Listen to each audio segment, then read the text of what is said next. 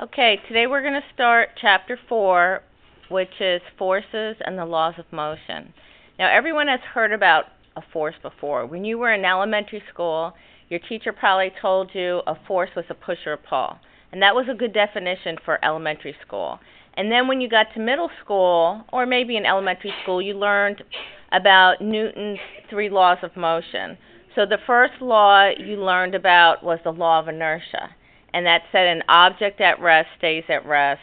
And so you learned about these, but the difference in high school physics is not only are we going to learn about these, we are going to look at these more mathematically, okay? And we're going to go a little bit more in depth with Newton's second law, F is equal to ma, as far as working problems and situations, and we're also going to learn about all different types of forces. So first of all, it says a force, any cause of change of motion. So again, from elementary school, push or pull. We also learned whenever we learn something new, any quantity in physics, we have to say, is this a scalar quantity or a vector quantity? Because vector quantities have both magnitude and direction, and we have to be very aware of the direction because it makes a difference as far as our frame of reference is concerned. So force is a vector quantity. It has both magnitude and direction.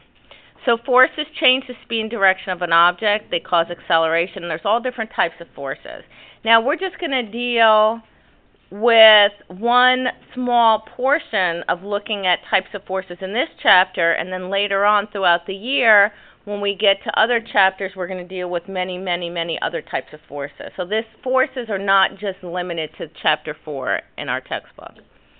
So forces can be classified as one of 3 kinds. We have first gravitational, because there's a gravitational force that exists between every 2 bodies in the universe. And we'll learn more about that. Electromagnetic, which we're going to do second semester, and then strong nuclear forces, which we're also going to do second semester. So we need to learn about some words. So concurrent. The word concurrent means acting at the same point at the same time.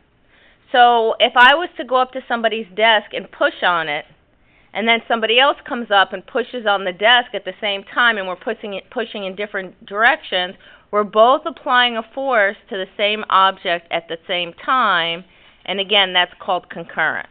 Now, resultant, remember, when you add things algebraically, you get a sum. When you add things vectorially, you get a resultant. So because force is a vector, when we add forces together, we get a resultant. Now, equilibrium is just a word that it means that it's equal in magnitude, that means how much, but opposite in direction of the resultant. So if I find the resultant of some forces, an equilibrium is a force that would kind of cancel out because it's equal in magnitude and opposite in direction. Net force, the total forces resulting from a combination of forces. So what's going to happen is I'm going to have different forces acting in a direction, and I'm going to add them up. But some might be positive and some might be negative. But we're going to see how to do this mathematically. So if the net force acting on an object is 0, the object's acceleration or change in velocity is 0. Now, everyone's heard the word equilibrium before. But as far as forces, equilibrium means the condition in which the net force on the object is 0. Now, when we end up doing problems, we're going to do something called a free body diagram. When you take physics in college, and if you go into engineering and you take other courses, this is one of the most important things to learn how to do correctly that's going to help you to solve complicated problems. And when you do free body diagrams correctly, it makes it really easy. So basically, for a free body diagram, you draw a box to represent the object. Okay? Then, whenever you draw a force, the force is the tail of the arrow. The force is represented by an arrow. The tail comes out of the center of mass of the object. Even if I'm pushing on an object, so if I was pushing this way, what I'm going to do is I'm going to extend that force to look like this. So all tails come out of the center of the mass. So this diagram here would be an example of like a push or a pull. We're going to establish our sign convention. Now, in this class, because this is high school level physics, most of the time we're just going to use our standard Cartesian sign convention that up and to the right is positive. Now, there's different forces that act on an object. So if I have an object, the object has mass, and if it has mass, it has weight. So the force of weight, which we're going to call F subscript little g, always acts straight down. The applied force we're going to call F subscript A, and that, again, is a push or a pull. The normal force acts perpendicular to the surfaces in contact. So the normal force with Newton's third law, that for every action there's an equal and opposite reaction. So if I put an object like this box on the desk and the weight pulls down, the normal force is going to push up. Now on a flat surface like this, it would be equal and opposite, but we're not going to memorize that because this is honors physics, and we're going to do problems on inclined planes, and on inclined planes, it's not going to be equal and opposite.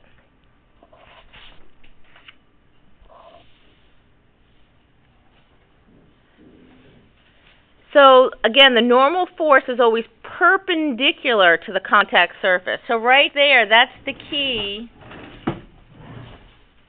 to the normal force, is that it's perpendicular to the contact surface. Okay? So again, here is an object, the weight acts down, so the normal force acts up.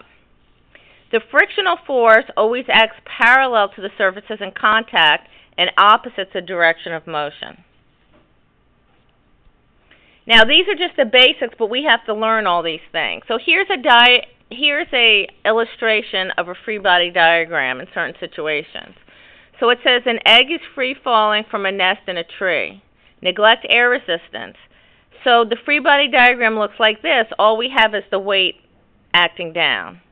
The forces aren't balanced, so it's accelerating because gravity is pulling it down. In the next situation, it says a flying squirrel is gliding from a tree to the ground at a constant velocity. So constant velocity also means that we don't have any acceleration. Consider air resistance. So a free body diagram looks like this. Gravity's pulling down the weight, and then air resistance is acting up. Now, sometimes when we want to draw our diagrams, if we know one force is greater than the other, we can make the arrows different. So now let's go over Newton's laws, and then we'll look at tonight's homework, which is actually quite simple.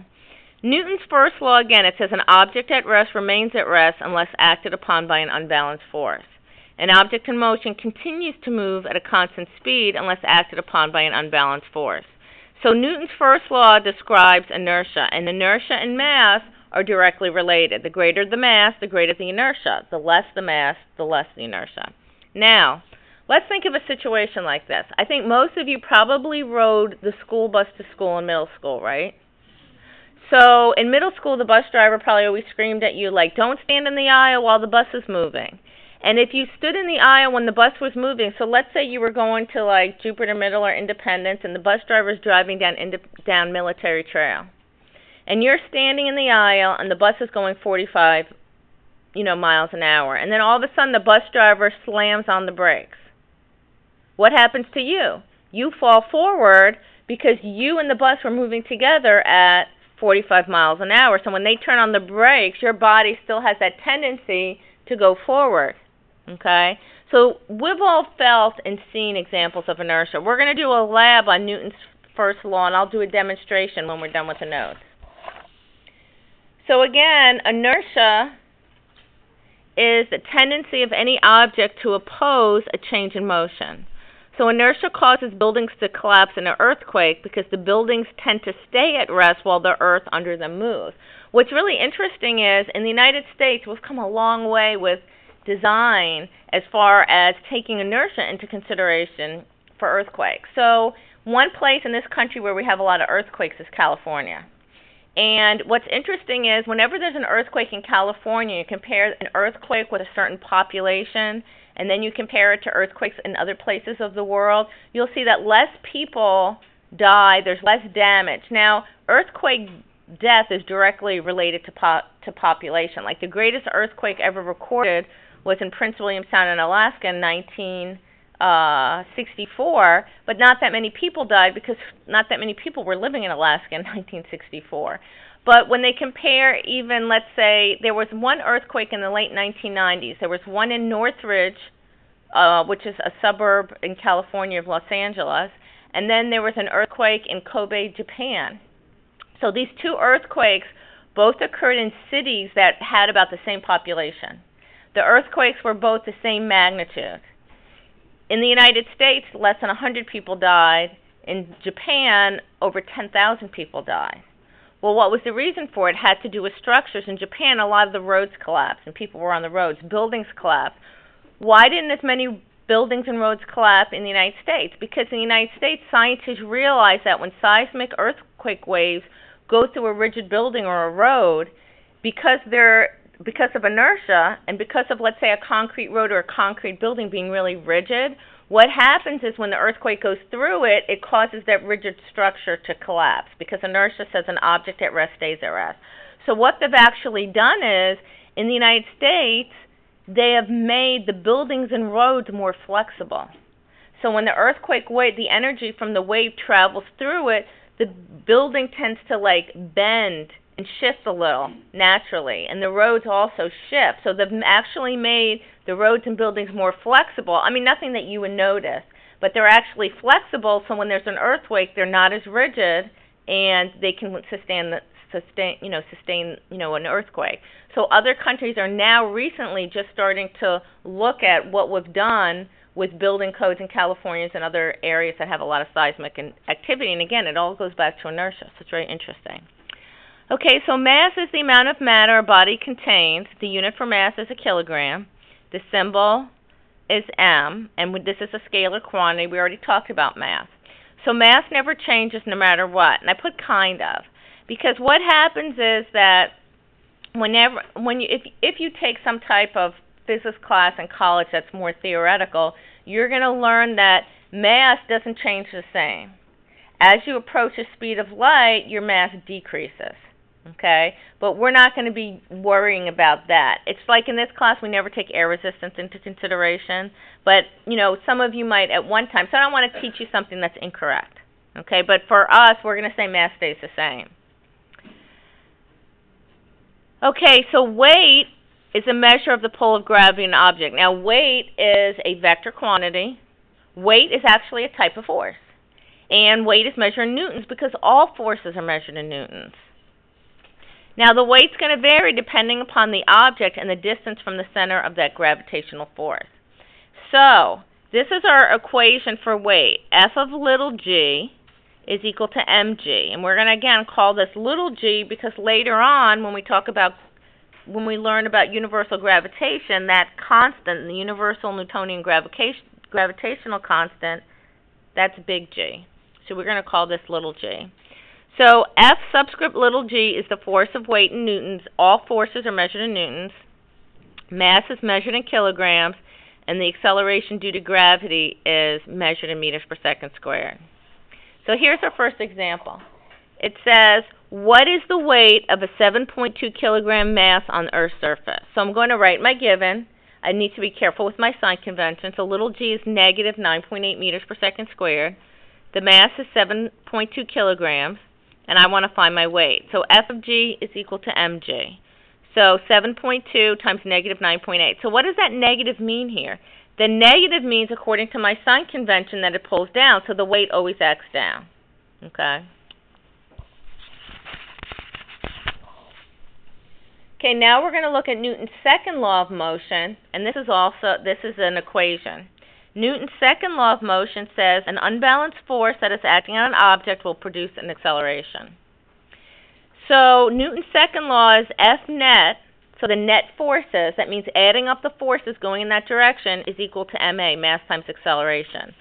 So mass is in kilograms, acceleration is in meters per second squared, so a kilogram meter per second squared, that is called the Newton, obviously named after Sir Isaac Newton.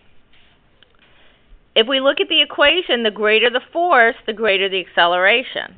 When the forces are balanced, there's no acceleration, and unbalanced forces acting on an object cause the object to accelerate. So we have two examples here. The first example says an unbalanced force gives a 2 kilogram mass an acceleration of 5 meters per second squared. What is the force applied to the object? So we're given the mass, We're given the acceleration, and we want to find F. So F is equal to ma. 2 times 5 is 10. A kilogram times a meter per second squared is a kilogram meter per second squared. And a kilogram meter per second squared is a newton. Now remember, all vectors have to have both magnitude and direction. They don't tell us north, south, east, west, up, down, left, right. So this direction is just going to be in the direction of the motion. So that's the best way I can use to, express it. All right, let's look at our next example. Our next example talks about, it has a rocket. So this, instead of going horizontally, is going vertically. It says a 5-kilogram rocket is acted upon by an upward force of 59 newtons supplied by its engine. What is the net upward force acting on it, and what is its acceleration? So my mass is 5 kilograms, gravity is negative 9.8. So right away I can figure out the weight. F of g is equal to mg, which is 5 times 9.8, which is negative 49. Now, you could actually do a free body diagram for this one. And the free body diagram for me, some of you might think this is an easy one, but it really helps to visualize. Okay? So for this particular problem, if I'm going to draw the box, and it says an upward force of 59 newtons. So I know there's a force going up, and I just can call it F up, or I can call it applied or whatever. It doesn't matter what I call it. This is 59 newtons. Now remember, I'm use my standard Cartesian sign convention. Up and to the right is positive. But now I figured the weight is 49. The weight is like this. So the weight is equal to 49 newtons. So the first question says, what is the net force acting on it? Now when we add up forces, instead of doing the sign convention like this, these both act vertically. So when I apply Newton's second law, I can just write my sign convention like this, that up is positive. I can use this symbol, sigma. Sigma just means I'm adding up, and I can say F net is equal to ma. So here I can write what are the forces that are acting on this object. So if I look at my picture, I have 59, which is acting up, which is positive, minus 49, which is going down, which is negative, and that's equal to ma. So 59 minus 49, the net force is 10 newtons, and that's equal to mass times acceleration.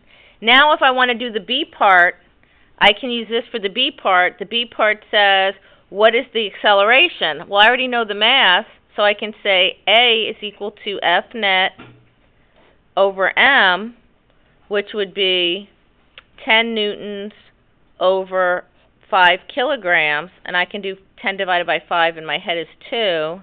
So this rocket is accelerating up at 2 meters per second squared. Now, instead of just writing the unit, let's go ahead and do what we know how to do in physics, because in physics there's a foolproof way to check your work every time by carrying your units through and canceling them. So I have to have newtons, and I'll just forget about the number. I have newtons in the numerator divided by a meter per second squared in the denominator. Oh no, a kilogram. Whoops. So I have a newton divided by a kilogram. So a newton is a kilogram meter per second squared divided by a kilogram. So I don't even have to do that. I can just cancel those and see it's a meter per second squared, and that's the correct unit for acceleration. So I see I didn't make a mistake. So again, you always want to carry your units through and cancel them. All right, so tomorrow we'll start off talking about some other applications of this, because again, this is just the basics, and we're just going to do some basic calculations today.